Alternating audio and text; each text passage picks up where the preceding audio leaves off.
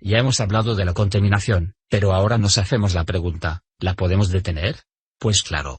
Pero, para hablar de posibles soluciones, primero es importante conocer las causas. Generalmente la sociedad tiende a responsabilizar a la industria, pero la realidad es otra, y es que, la afecta a toda la sociedad. Iniciando por una mala educación, hasta la indiferencia ante los abusos de las industrias de manos de gobiernos corruptos. Pero ahora viene otra pregunta importante, ¿qué hacemos para detener y revertir la contaminación del agua? Para responder a esta pregunta, hablaremos sobre algunos antecedentes en el mundo. Primero, tenemos el río Sena, en París, Francia. Este río llegó a ser catalogado como el más contaminado en Europa para el año 1920. Y no fue hasta el año 1960, que se ejecutó una iniciativa que pretendía purificar el río en alrededor de 20 años. La realidad para el año 2015, es que, el río Sena está en un 95% descontaminado y, alberga alrededor de 30 especies de peces, siendo uno de los mayores atractivos turísticos de París. Para ello, el gobierno francés lanzó leyes que multan, y clausuran empresas que viertan desechos en el río, además de contar, para el año 2008 con 2.000 plantas de tratamiento, a lo largo del río. Ahora nos trasladamos hacia Seúl, en Corea del Sur, al río Cheonggyecheon. Este es uno de los casos de recuperación más increíbles, ya que dicho río atraviesa toda la metrópoli de Seúl. Fue en el año 2003, que el gobierno de turno decidió recuperarlo. Hoy en día tras miles de millones de dólares invertidos en la recuperación, el río Cheonggyecheon es casi potable y las temperaturas en Seúl han caído en alrededor de 3,6 grados centígrados y hubo mejoras económicas por turismo en la ciudad. Ahora, con estos casos en mente, centrémonos en la realidad nacional. Guatemala es un país que lucha por salir de vías de desarrollo inestables, donde la corrupción mata día a día. Para ver esto retomemos una noticia de revuelo internacional.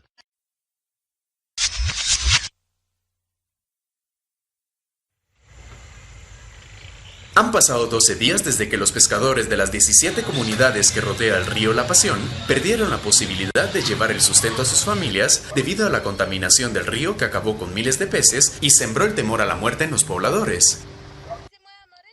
La contaminación del río ubicado en Sayache Petén se extendió por 135 kilómetros en la selva petenera y se convirtió en una de las mayores catástrofes naturales en décadas y fue catalogada como ecocidio por el Consejo Nacional de Áreas Protegidas. El equipo especial enviado de PubliNews captó los momentos en que un grupo de técnicos, entre ellos un biólogo, una química y un experto de vida salvaje, recolectaba peces muertos, algunos vivos, excrementos y muestras de agua para determinar la causa del desastre. De acuerdo con un informe toxicológico que difundió la Universidad de San Carlos de Guatemala, el agua pudo haber sido infectada con el plaguicida malatión, el cual se utiliza en cultivos de palma africana. La empresa productora de aceite y principal señalada, Repsa, fue suspendida temporalmente mientras se determinan las causas de las muertes. El ministro de Ambiente, Óscar Medinilla, explicó que después de intensas lluvias, las piletas de oxidación se desbordaron y los químicos terminaron en la corriente del río, según se justificó dicha empresa. Algunos pescadores y habitantes del lugar temen que su estilo de vida tarde en regresar a la normalidad, situación que, según analistas, podría tomar hasta 2 años. El impacto en la región es difícil de cuantificar. Peces, anfibios y crustáceos de más de 20 especies murieron.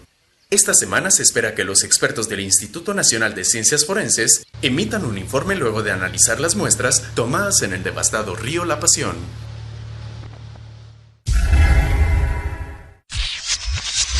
PubliNews, lo más importante de las noticias. Un diario internacional de Metro y del grupo Emisoras Unidas. Entonces, ¿qué alternativas podemos tomar? La realidad es que, las alternativas están, plantas de tratamiento, leyes contundentes, sanciones y sentencias firmes.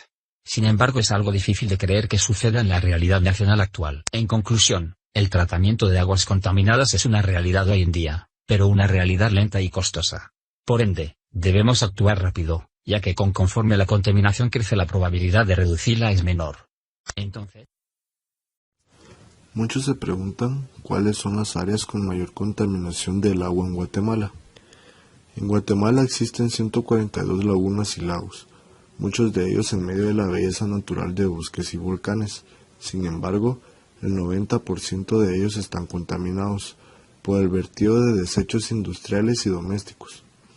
Muchos de ellos no están catalogados como área protegida, debido a que han quedado adscritos a otras instituciones que originalmente no son proteccionistas, como las municipalidades y organizaciones privadas. Si esta contaminación no se detiene a tiempo, estas reservas de agua dulce pueden convertirse en verdaderas cloacas. La Escuela de Biología de la Universidad de San Carlos de Guatemala nos ayudó a hacer el siguiente listado de los más contaminados.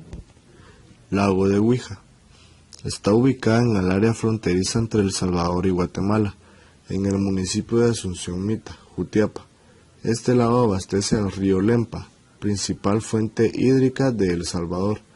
En la cuenca del lago la mayor actividad es la agrícola y la pesca artesanal.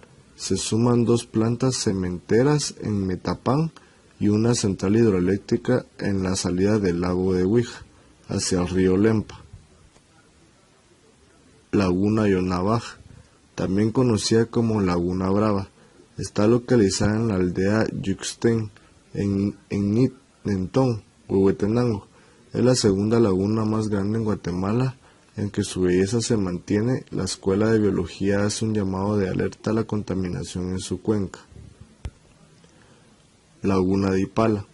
Está formada en el cráter del volcán con el mismo nombre que se encuentra en Chiquimula.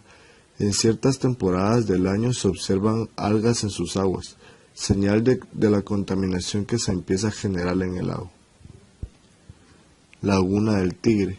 Aunque está ubicada en una reserva protegida en el departamento de Petén, la voz de alerta fue lanzada hace varios años por la intervención de petroleras y el paso de equipo y transporte pesado que ha perturbado su ambiente natural.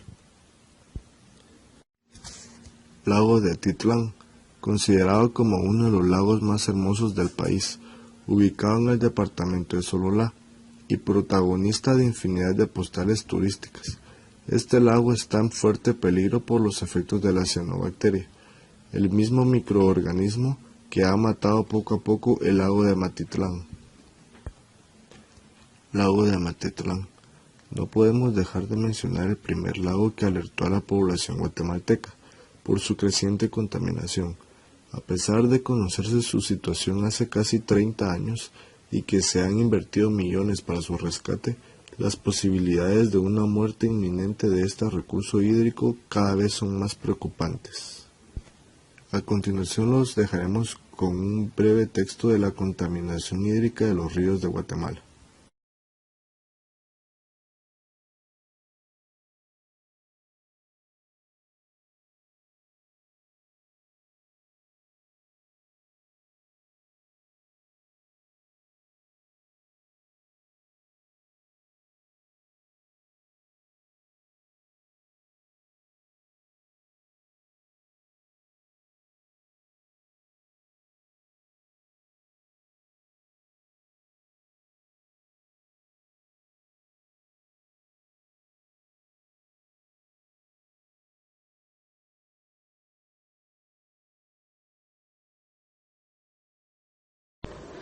¿Cómo se mide la contaminación del agua? Hay de muchos tipos, en función de qué tipo de análisis queremos hacer. No es lo mismo analizar aguas fecales que aguas destinadas al consumo posterior. Si hablamos encaminada principalmente a aguas de ríos, lagos y otros cauces naturales, para saber su nivel de contaminación general y para saber si es apta para el baño, la fauna local, etc. En este caso, son pocos los instrumentos que se usan, ya que los principales es tomar una buena cantidad de muestra de 2 litros en un envase de vidrio plástico estéril y trasladarlos en niveles a un laboratorio donde se harán luego de todos los análisis. Esto es lo más habitual en caso de un análisis preciso y exacto. Ahora bien, a veces es urgente saber el nivel de contaminación en un río, por lo que acude el punto de un maletín en el que podemos encontrar oxímetro. Mide la cantidad de oxígeno disuelto en el agua. De forma genérica, diremos que cuanto más oxígeno disuelto hay, menos contaminada está. El pH metro. Mide el pH del agua. Lo ideal es un pH cercano al neutro, aunque puede variar. Colímetro. No es que mida el color perceptible por nuestros ojos, sino que es un aparato que, tras añadir ciertos reactivos a la muestra de agua, detecta pequeñísimas variaciones en la transferencia. indicando así el nivel de concentración de ciertos componentes en el agua. Es un aparato muy útil que identifica la presencia de fosfato, amonio, nitritos, nitratos, sulfatos, cromo, etc. Los principales contaminantes del agua. La mayor contaminación no se debe a la industria. Matiza Cabos en sus declaraciones: el gran problema no son las áreas urbanas, que no tienen plantas de tratamiento, y todo lo tiran al río. Según un estudio de 2002, el Ministerio de Salud con la Organización Panamericana de Salud, 9 de cada 10 ciudades descargaban sus aguas residuales en los ríos sin tratarlas. Casi todo el agua de consumo doméstico regresa contaminada.